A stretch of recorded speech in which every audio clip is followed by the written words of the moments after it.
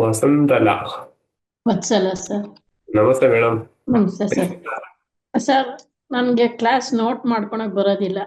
TM class ಅಷ್ಟು ಬೇರೆಯವ್ರು ಯಾರಾದ್ರು ಕಳ್ಸಿದ್ದು ನೋಡಿದ್ರೆ ಎಷ್ಟು ಚೆನ್ನಾಗಿ ಮಾಡಿದ್ದಾರೆ ನನ್ ಓದೋದ್ ಬಿಟ್ಟು ಸುಮಾರು ವರ್ಷ ಆಯ್ತಲ್ಲ, ನೋಟ್ಸ್ ಕರೆಕ್ಟ್ ಆಗಿ ಇದು ಮಾಡ್ಕೊಳಕ್ ಬರೋದಿಲ್ಲ ನನಗೆ.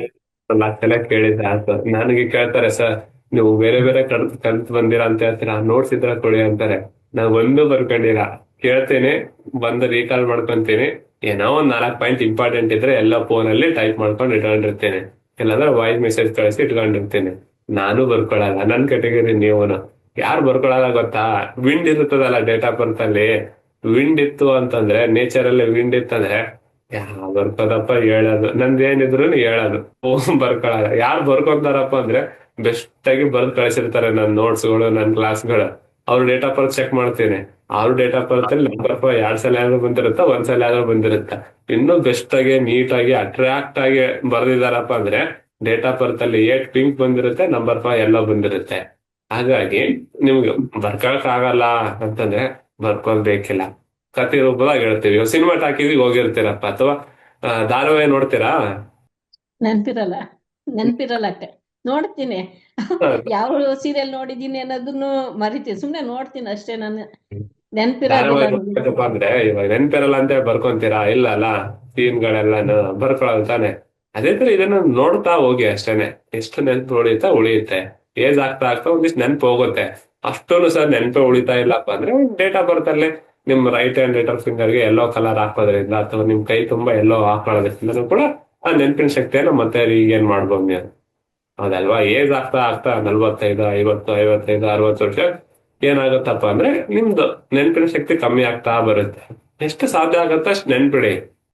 ಇಲ್ಲ ಸರ್ ಮತ್ತೆ ನನಗೆ ಇಲ್ಲ ಅಂತಂದ್ರೆ ನಿಮ್ ಡಿಸೀಸ್ ಬಂದಾಗ ಯೂಟ್ಯೂಬ್ ಹೋಗಿ ಚೆಕ್ ಮಾಡಿ. ನೀ ಪೇನ್ ಫಾರ್ ಕಲರ್ ಥೆರಪಿ ಅದನ್ನ ಹೆಂಗ್ ಹೇಳಿರ್ತೀವಿ ಹಂಗ್ ಅಪ್ಲೈ ಮಾಡಿದ್ರು ಓಕೆ. ಮತ್ತೆ ಪದೇ ಪದೇ ನನಗೆ ಕಫ ಆಗ್ತಾ ಇದೆ. ಈ ಚಳಿಗಾಲದಲ್ಲಿ ಇವಾಗ ಬೆಳಗ್ಗೆನೆ ಸ್ನಾನ ಮಾಡ್ಬಿಟ್ಟು ದೇವಸ್ಥಾನಕ್ಕೆಲ್ಲ ಹೋಗ್ತೀವಲ್ಲ, ಕೋಲ್ಡ್ ಜಾಸ್ತಿ ಆಗುತ್ತೆ. ಕೋಲ್ಡ್ ಮತ್ತೆ ನಾನು ಜಾಸ್ತಿ ಟ್ರಾವೆಲ್ ಮಾಡ್ತಿರ್ತೀನಿ ದೇವಸ್ಥಾನಗಳಿಗೆ ಅಂತ.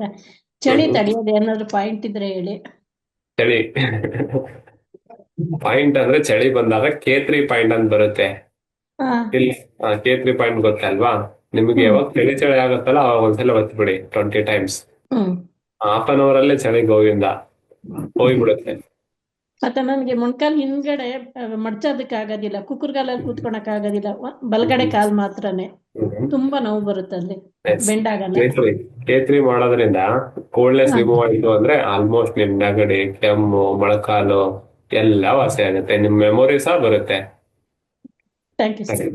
ಎಲ್ಲಿಂದ? ಬೆಂಗಳೂರು ಸರ್. ಬೆಂಗಳೂರು. ಉಂಟು ಆದ್ರೆ ನಾನು ಯಾರಿಗೂ ಟ್ರೀಟ್ ಮಾಡಕ್ಕೆ ಭಯ ಆಗತ್ತೆ. ನಾನು ನೆನ್ಪು ತಪ್ಪು ಮಾಡ್ತೀನೇನೋ ಅನ್ಸುತ್ತೆ. ಏನ್ ತಪ್ಪಾಗಲ್ಲ. ನಾನು ಯಾವಾಗ್ಲೂ ಎಲ್ಲಾ ಕ್ಲಾಸಲ್ಲಿ ಹೇಳ್ತೀನಿ ಗೊತ್ತಾ, ಒಂದು ಕಲರ್ ಹಾಕ್ತೀರಾ, ಕಲರ್ ಹಾಕಿದ್ಮೇಲೆ ಆರಾಮ ಆಗ್ಬೇಕು, ಇಲ್ಲ ಆರಾಮ ಆಗದೆ ಇರ್ಬೇಕು. ಅದನ್ ಬಿಟ್ರೆ ಏನು ಆಗಲ್ಲ. ಟ್ರೀಟ್ ಮಾಡಿ. ಆರಾಮಾದ್ನ? ಓ ಮೇಡಮ್ ಭಾರಿ ಆರಾಮ್ ಮಾಡಿದ್ರ ಅಂತ ಹೇಳ್ತಾರೆ.